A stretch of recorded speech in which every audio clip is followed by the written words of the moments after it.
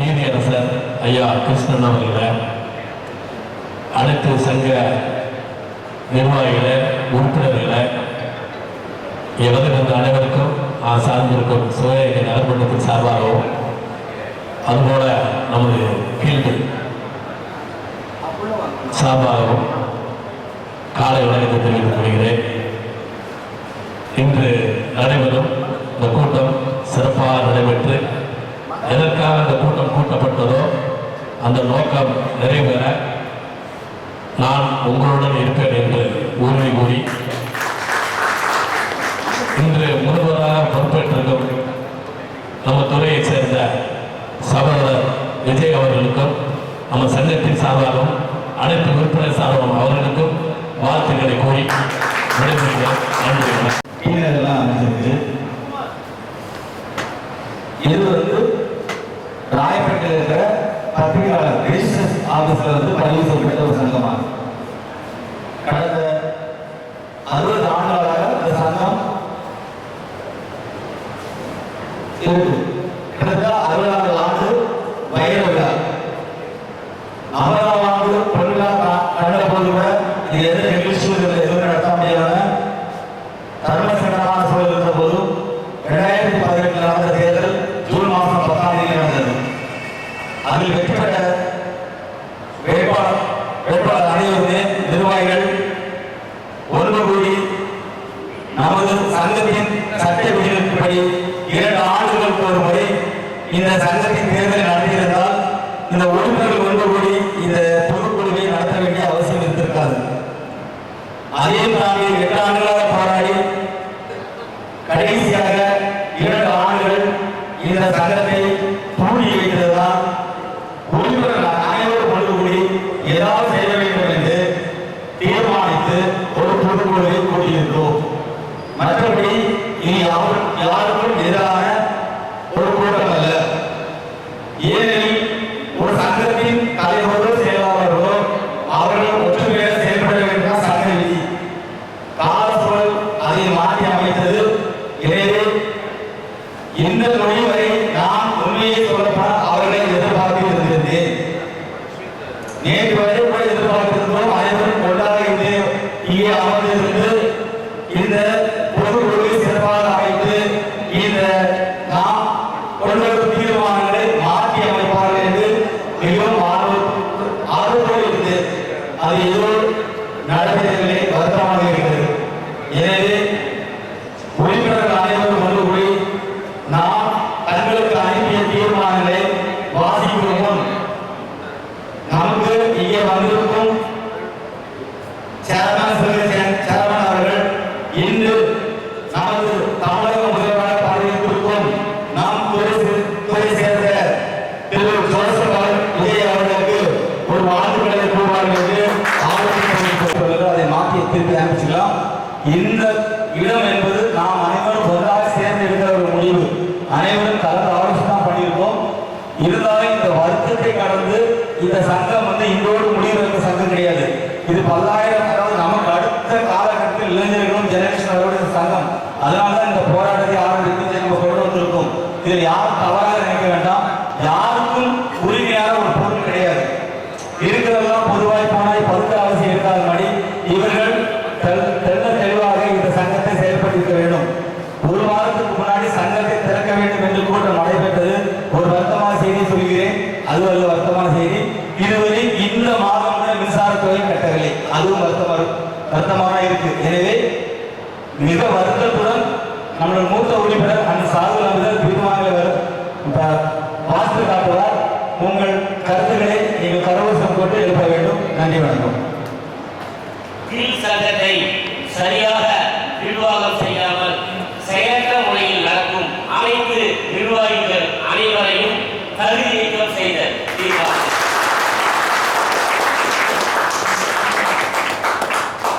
சர்க்காரி நிர்வாகிகள் தேர்ந்தெடுக்கப்பட்ட சரியான சட்ட விதியின் முறையில் தேர்தல் நடத்தி தகுதியான நிர்வாகிகள் தேர்ந்தெடுத்தல்.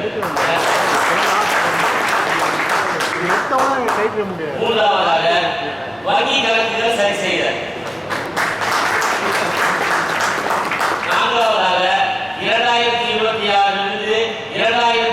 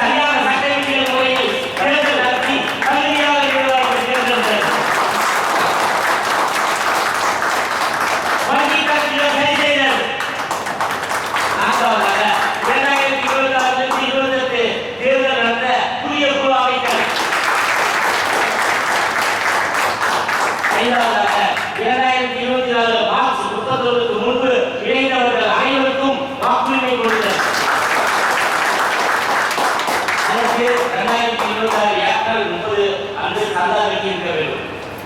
அப்புறம் ஆறாவதாக சென்சார் மற்றும் பல தலைப்பு எளிதாக கிடைக்க உருவாக்க.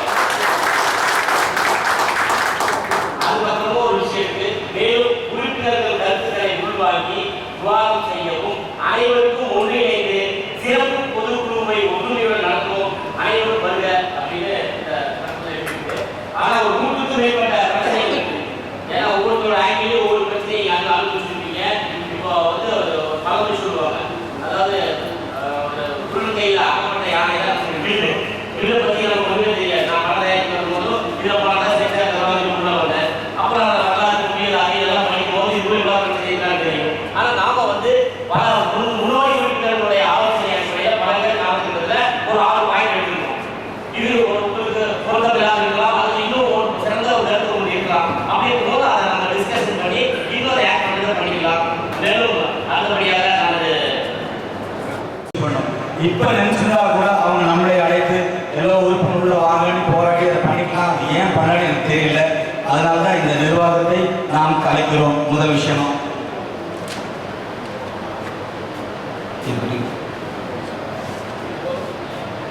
அடுத்து தற்காலிக நிர்வாகம். இந்த தற்காலிக நிர்வாகம்ங்கிறது வந்துதான் இங்கதான் ஒரு பெரிய அரசியல் இருக்கும். இதுல யார் வரணும் யார் வரக்கூடாது அப்படிங்கிறதுல வந்து ஒரு பெரிய பிரச்சனை இருக்கும். அதெல்லாம் கலைந்து ஒரே ஒரு நிர்வாகியை மட்டும் நம்ம ஏன்னா இதை வழிநடத்துறதுக்கு தலைமை இல்லாத கூட்டம் வந்து எங்க போய் நிற்கும், தேதி மாதிரி ஓடிட்டே இருக்கும், யார் யார் பகுதியை பிடிச்சிடும். அதுதான் இவர்கள் வந்து இந்த நிர்வாகிகள் கூட ஒரு புளியோ சிக்கத்தை கூட அவர் ஒருத்ததான் அடிக்கும். தேதியை தொட்டா என்ன ஆகும் அப்படிங்கிறது அவர் போடுற இடத்துலாம் போவோம் அப்படின்னு நம்ம நிரூபிச்சு காட்டணும்.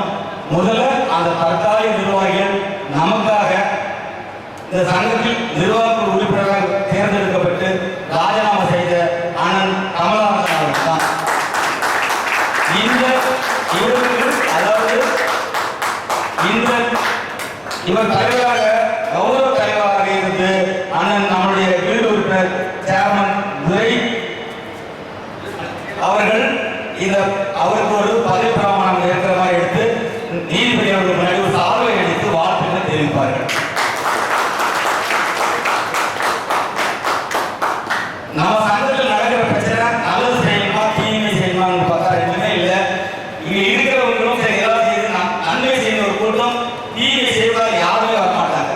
இந்த இளைஞர்கள் அப்படிதான் ஏதாவது ஒன்று செய்யணுமா புரட்சி செய்யணுமா அப்படிதான் இந்த ஒவ்வொரு சங்கமும் எல்லாம் அடைகள் சங்கமாக ஆட்டோ சங்கமாக இருந்தால் அந்த கூட்டமைப்பு உருவாக்குறது வந்து அந்த மக்களுக்காக ஏதோ ஒரு செய்யணும். ஒரு ஆட்டோ சங்கம் எதுக்காக உருவாக்குறாங்கன்னா மக்களுக்காக போக்குவரத்து சர்வீஸ் ஆளுநர் அந்தந்த பணம் வாங்கிடக்கூடாது, ஒரு நிர்வாக சீரமைப்பு வச்சு இப்பதான் ஒழுங்குமுறை கொண்டு வரதான் ஒவ்வொரு சங்கம் உழைப்பாளர் சங்கம் அப்படிதான் அது கூலியை சராசரியாக பேசி வாங்கணும். இந்த தயாரிப்பாளர் சங்கம் 2 விஷயம், மற்ற சங்கங்கள்லாம் ஒரே ஒரு விஷயம் தான் சர்வீஸ். இந்த தயாரிப்பாளர் சங்கம் மட்டும்தான் 2 விஷயம். நிறைய சங்கம் அது தன்னை நம்பி இருக்கிற உழைப்பாளிகளுக்கு கூலியை சரியாக கொடுக்கறதுக்கு, தன்னை நம்பி இருக்கிற முதலாளிகளுக்கு எந்த நஷ்டம் செய்யாம இருக்கிறது தான். ஆனா நம்ம வீடு சங்கம் மட்டும்தான் வேதனையான விஷயம், பதவியினால் சண்டை. இந்த பிரச்சனை அப்படிதான் நிறைய அண்ணன்கள் எல்லாம் இங்க வருவான்னு எதிர்பார்த்தா வரல. காரணம் அந்த பதவிங்கிறது என்னோட நெஞ்சில குட்டிச்சு அப்படிங்கிறது தான். அதனாலதான் முதலியா ஒரு தற்காலிக நிர்வாகத்தில் வந்து அண்ணன் கமலஹாசன் அவர்களே நியமிக்கப்படுது. இப்போ உங்கள் கருத்துப்படி நிர்வாக குழு நிறைய மூத்த உறுப்பினருக்கு என்ன பிரச்சனை அப்படின்னா நிர்வாகத்தை சரியாக செய்யவில்லை என்றால் ஒரு மேல்மட்ட குழு வேணும். ஒரு 10 மூத்த உறுப்பினர்கள் அதை நம்ம நியமித்தோம் அப்படின்னா கண்டிப்பா நாளைக்கு யாராவது வந்து கேள்வி கேட்பாங்க. அந்த கேள்வி கேட்கிற அடிப்படையில் தான் ஒரு 5 பேர் தான் வந்திருக்காங்க, மற்றவர்கள்லாம் இன்னும் வந்தது முடியல, அதை அறிவிக்கிறோம். அடுத்தபடியாக இந்த சங்கம் விரைவாக தேர்தல் நடக்கும். அந்த நடந்து முடிஞ்சோன்னா பல குழுக்கள் எப்படி பார்த்தீங்கன்னா ஒருவர் ஒரு திரைப்படத்தை எடுத்து விட்டால் சராசரியாக 30 லட்சம் ரூபாய் வியாபாரம் பண்ணலாம். ஆனா அவருக்கு கிடைச்ச ஒரே ஒரு பெண்கள் 250 ரூபாய் பெண்கள் அவர் படத்தை கொடுத்துறாங்க.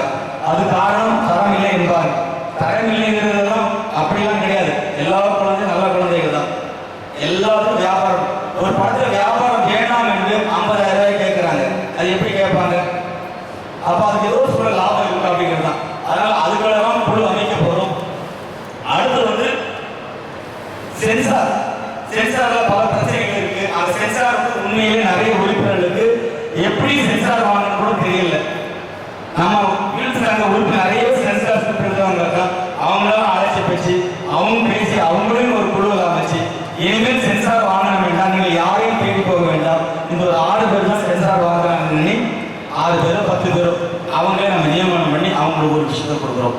அடுத்து வியாபார குழு. வியாபார குழு அப்படின்னா பழத்தை எடுத்து முடிச்ச உடனே இடையில இருக்கிறவங்க அந்த பிரச்சனை பண்ணாங்க, பையர் செல்லர் அப்படிம்பாங்க. அவங்க யாரையும் தெரியல, அது ஒரு பெரிய குழப்பமா இருக்கு. இவங்க 5 லட்சம் அந்த 10 லட்சம் 5 லட்சம் ஆர்டர் போட்டுறாங்க, தயாரிப்பாளர் தான் அது பாதிக்கப்படுறாரு. அதுக்காக அந்த வியாபார குழு.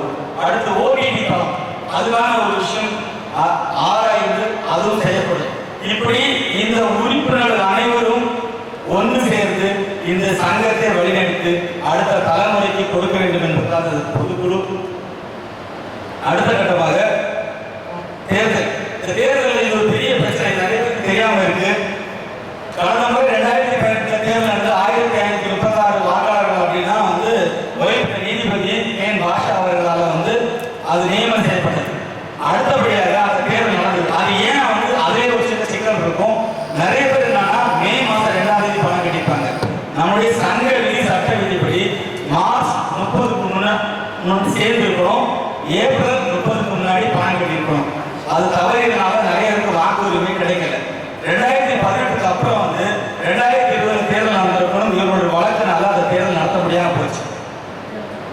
இப்போ மறுபடியும் தேர்தல் வந்தால் உறுப்பினர்கள் உங்களுக்கு ஒரு வருத்தமா செய்தி, அதே 1535 பேருக்கு தான் இந்த வாக்குரிமை கிடைக்கும். அதுதான் நீதிமன்ற தீர்ப்பு. ஏன்னா அதுக்கப்புறம் எந்த நிர்வாக குழு நடத்தவில்லை, எந்த ஜனரல் பாடி மீட்டிங் நடத்தவில்லை அப்படிங்கிறத ஓய்வு பெற்ற நீதிபதி மாறிட்ட ஐயா சண்முகம்ஜி அவர்களும் முருகேஷ் ஐயா அவர்களும் அந்த தீர்ப்பை எழுதி விட்டார்கள். இந்த தீர்ப்பை மாற்றவே முடியாது. எப்படி மாற்ற முடியும்? நீதிமன்றம் ஒரு தீர்ப்பை கொடுத்தா மாற்ற முடியும் அப்படின்னா மாற்ற முடியும். யார் நினைச்சா மாதிரி மக்கள் நினைச்சா எல்லா தீர்ப்பையும் மாற்றலாம். நம்ம கூட ஒத்து போயிட்டாங்க. ஜட்ஜி கேட்பா இப்போ நம்ம கூட எல்லாருக்கும் வாக்குரிமை அப்படின்னு வாக்கெடுப்பு நடத்திட்டோம். ஜட்ஜி மிரட்ட நம்மள கேட்பாரா, நீ யாரை கடியா தேர்தல் நடத்துறீங்க, இது எல்லாரும் சொல்லுவாங்களா? தமிழக அரசு கேட்குமா இல்லை காவல்துறை கேட்குமா? கேட்காது. அதனால அனைவருக்கும் இந்த பிரச்சனை என்ன விஷயம், வாக்குரிமை இளைஞர்கள் நிறைய பேர் எங்கிட்ட அது ஜனநாயக கடமை, அதையும் கொடுக்கணும் அப்படிங்கிறது தான் அந்த 2024 கூட இருக்கிற பிரச்சனையை கலைந்து 2024 ஏப்ரல் 30க்கு முன்னாடி சந்தா பணம் கட்டணம் வாக்குரிமை கொண்டு வந்திருக்கும். மிகவும் சிக்கல் இருக்கு. 2022 ஆகஸ்ட் சங்கம் சரிவர செயல்படல. பணம் எப்படி கட்டியிருப்பாங்க அப்படிங்கிறது யாருக்குன்னு தெரியாது. நான் கட்டல ஆர்வத்தோடு இருக்கிறாங்க. அப்படின்னா வரும் தேர்தலில் யார் இந்த வாக்குரிமை பெறுவார்கள் என்று உங்கள் கருத்துக்களை சொன்னீங்கன்னா 5 வருஷம் 6 வருஷம் கட்டாமல் இருக்காங்க, இப்ப கட்டணோட கட்டுவாங்க. இதுக்கான கருத்தை ஒரு 2-3 பேர் நான் இங்க ஒளி வாங்கி கொடுக்குறேன். அது உங்கள் கருத்துல நீங்க பதிவிடணும் அப்படின்னு தாழ்மையிடம் கேட்டுக்கொள்கிறேன்.